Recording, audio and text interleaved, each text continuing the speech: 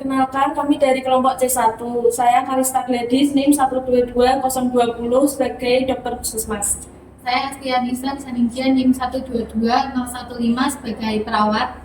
Saya Firis Arfian Maharani, NIM 122048 sebagai mahasiswa. Saya Aprilia Kumala Permatasari, NIM 122013 sebagai mahasiswa. Saya Dimas Eka Prayoga, NIM 122032 sebagai ayah. Saya Anastasia Cekatora, NIM 122009 sebagai ibu balita. Dari media kami.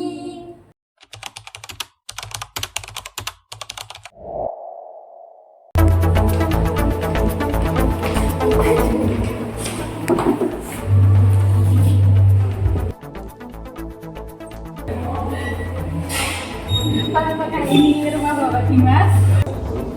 Pak, dari data yang saya peroleh dari puskesmas, Bapak Dimas mempunyai anak balita ya Pak ya? Iya, saya mempunyai.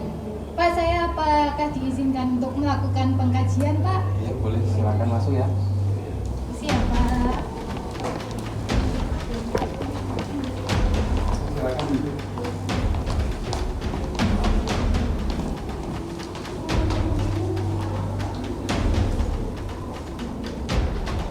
Selamat siang Pak, Bu. Perkenalkan saya Pratnisa dari pihak puskesmas. Ini ada mahasiswa, ini ada juga dokter ya. Saya di sini akan melakukan pengkajian di keluarga Bapak dan Ibu ya. Apakah bersedia? Iya. Bisa saya ambilkan minum ya? Oh, tidak bisa repot-repot Bu. Tidak apa-apa, Bu. Terima kasih ya. Sebelumnya apakah saya boleh nanya-nanya? Iya, boleh. Apakah Bapak sering merokok? Sering banget. Biasanya merokoknya itu di luar atau di dalam rumah? Kadang di luar, kadang di dalam rumah. Apakah sering? Ya, sering kalau lagi tidak kerja. Bahkan sering merokok di dalam rumah juga nih Pak. Nah, untuk ventilasi seperti jendela gitu apakah sering dibuka Pak? Saya kurang tahu kalau itu saya. Apakah sering dibuka Bu untuk ventilasinya? Jangan dibuka. Oh, jarang dibuka. Untuk lingkungannya nih berdebu ya Bu ya? Iya, berdebu. Berdebu juga ventilasinya jarang dibuka. Itu kan sering menyapu rumah. Sering atau berdebu atau gimana? Banyak berdebu.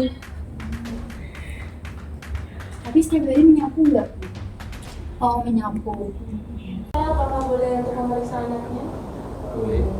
Dek, ini ada dokter ya. Kita paham dulu. Namanya siapa, Dek? Oh ya, Dek Rahul ya. Izin periksa dulu ya, ini di sini. Ini aku mau diapain?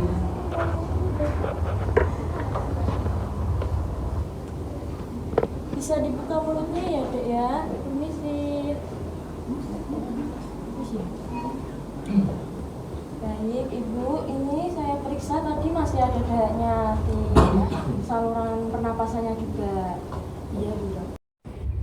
Baik, Pak, Bu, tadi kan sudah saya lakukan pemeriksaan dan hasilnya masih ada suara grog-grog dan masih ada juga atau lendir bahwa anak Ibu mengalami ISPA atau penyakit gangguan pernapasan yang itu disebabkan bakteri atau virus dan juga disebabkan oleh lingkungan juga seperti tadi banyak debu, ventilasi tidak dibuka dan bapaknya juga sering merokok juga.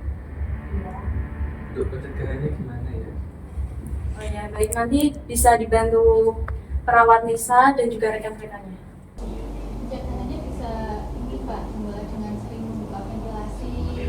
Terus Bapak mungkin merokoknya bisa di luar rumah saja ya Pak ya, agar asap rokoknya tidak mengenai hatinya gitu sih. Iya. Nanti untuk penanganan lebih lanjutnya, Bapak dan Ibu bisa mengetahui lebih lanjut untuk datang ke puskesmas agar mengetahui untuk hasil yang sebenarnya. Iya, baik dok. Baik Pak, Bu, ini kan untuk jadwal kunjungan selanjutnya nih, Bapak dan Ibu persediaannya kapan ya? Minggu depan aja. Oh, minggu depan ya. Baik, berarti minggu depan nanti kita datang ke sini lagi ya Bu ya Pak. Baik. Iya. Terima kasih ya Pak Bu. Kalau begitu saya izin pamit Iya Bu ya. Ini minumannya diminum dulu, Bu. Iya Bu. Baik. Punya bapak ibunya nggak diminum Pak? Iya, silakan.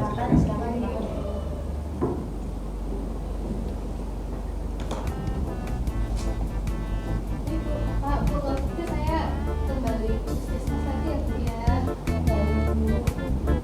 Terima kasih ya.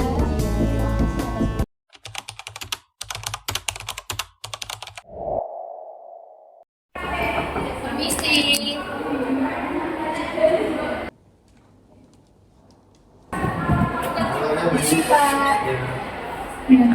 Dan kunjungan yang kedua ini ya Pak ya. Bapak dipersilakan ya. Isi ya Pak.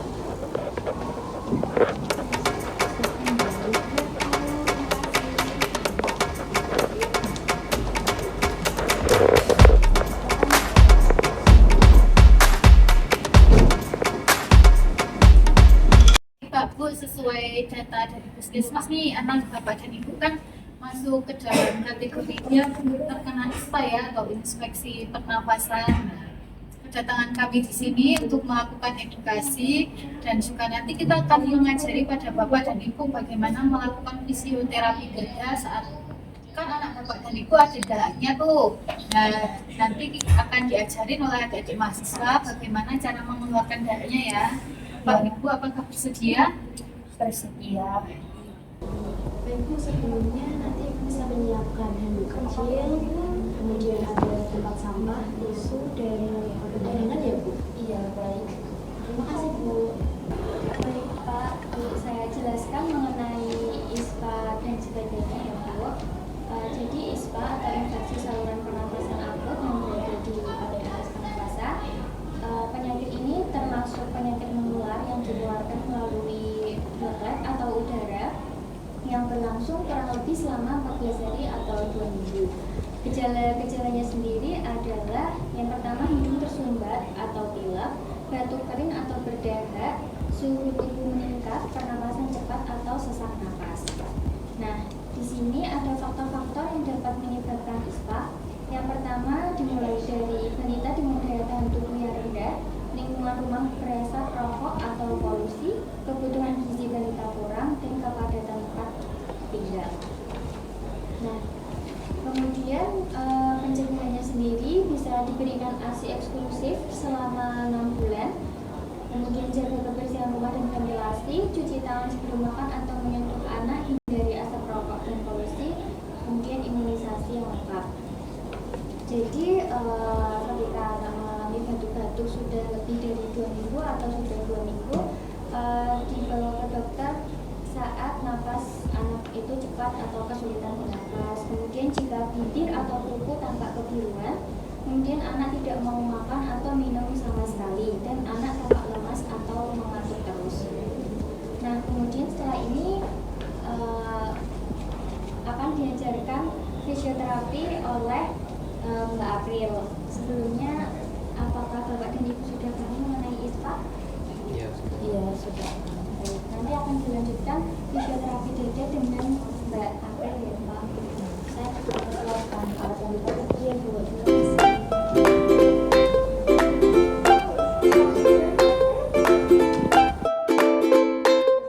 Iya.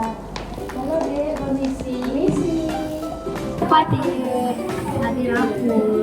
Dek Rahul ya, umurnya berapa Bu? 4 tahun. Baik, di sini nanti saya akan periksa adik ya.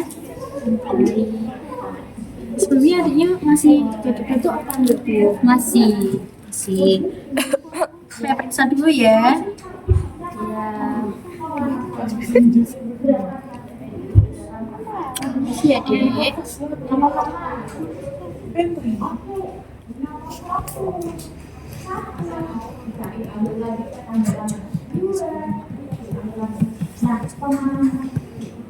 Baik Bu, dari hasil pemeriksaan ini adiknya masih buruk-buruk ya Bu suaranya ya Bu ya. Masih ada dahaknya. Nanti saya akan lakukan fisioterapi dada ya Bu, dan nanti bisa mengikutinya ya Bu. Ibu sebelumnya adik bisa mau ditengkorakkan atau duduk aja Bu? Tengkorokan aja. Aja. Ibu bisa mendampingi ya Bu ya. Permisi ya, Dek.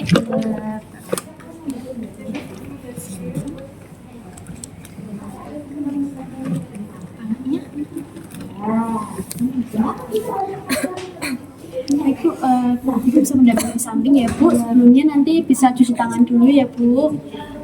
Pastikan tangannya bersih. Kemudian bisa diberikan handuk ke atas punggung adiknya. Kemudian yang pertama kita bisa tangannya seperti mangkuk ya Bu ya. Diketuk-ketuk dari bawah ke atas. Ini ya Bu ya. Dilakukan secara perlahan ya Bu ya. Iya. Tarik nafas Dek, hirup udaranya. Kemudian tiup balon Dek.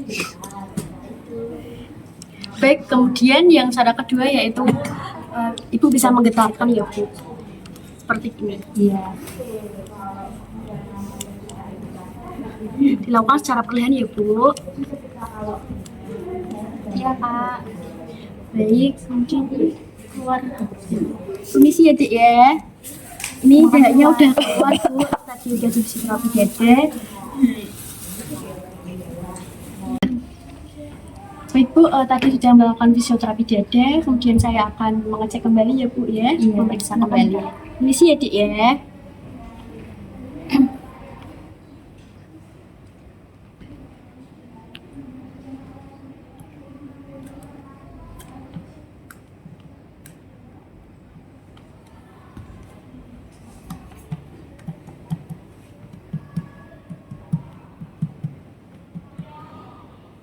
Baik Bu, sudah saya periksa kembali. Ini dahanya sudah sedikit keluar ya Bu ya tadi. Suaranya juga sudah geruk-geruknya sudah mulai menurun juga, nggak ada suara geruk-geruknya. Nanti Ibu atau Bapak bisa melakukan fisioterapi secara mandiri ya Bu ya. Bisa dilakukan sesuai yang saya ajarkan tadi ya Bu. Baik Bu, saya izin kembali ya Bu ya. Tadi kan saya sudah mengajarkan cara fisioterapi dada ya Bu ya. Tadi apakah Bapak atau Ibu sudah paham? Sudah. Baik, jika sudah paham, kalau boleh tahu tadi caranya bagaimana ya Bu ya? Ini adiknya ditengkurapkan, Ya, lalu ditetalkan. Ini tangannya seperti mangkok. Ya. Habis itu ditepuk. Ya. Lalu adiknya kalau sudah keluar dahaknya, disuruh tarik nafas dulu, membuang nafas. Ya, Terus itu baru kita siapkan tempat untuk dahaknya. Lalu tahap yang pertama diketuk, lalu kemudian diketatkan. tarik nafas, habis itu diketatkan. Itu memberikan air minum hangat. Ya, betul sekali Bu. Nanti bisa diterapkan ya Bu ya, kalau adiknya sesak nafas. Baik. Bapak apakah sudah paham Pak? Dan juga ya. Nanti bisa dibantu ya Pak, Ibu ini ya Pak ya. Iya. Baik. Terima kasih.